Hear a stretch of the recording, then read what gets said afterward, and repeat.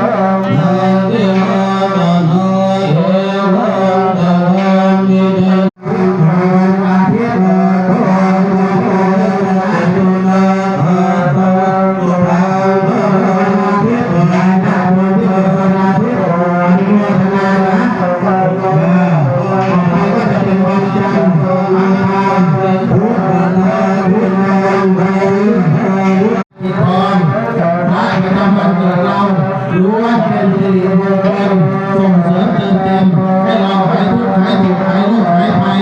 ยามมีอุปเคราะห์ร้ายก็จะมีคนมาทำงานต่างๆมาช่วยสนับสนุนเราให้พ้นจากภัยที่ผ่านมานับประการและด้วย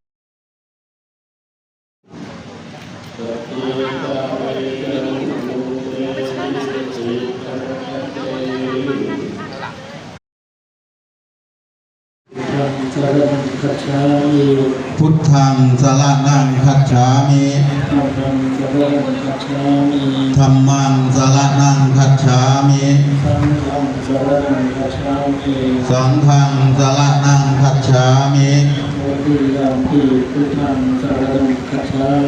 ทุกขาปะทังสมาธิยามิตอนนี้เราปลูกไปหมดแล้วเราจะถ่ายตอนหล่อกะโทภควา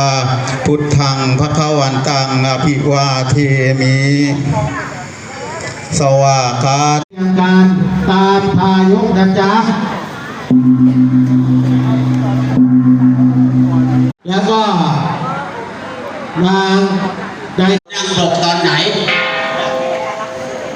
ท่านด็อกเตอร์ให้ลูกปู่นั่งปกตอนไหนนั่งเลยจะบอกเลยนำพาครูอาจารย์ไปที่ธรรมะ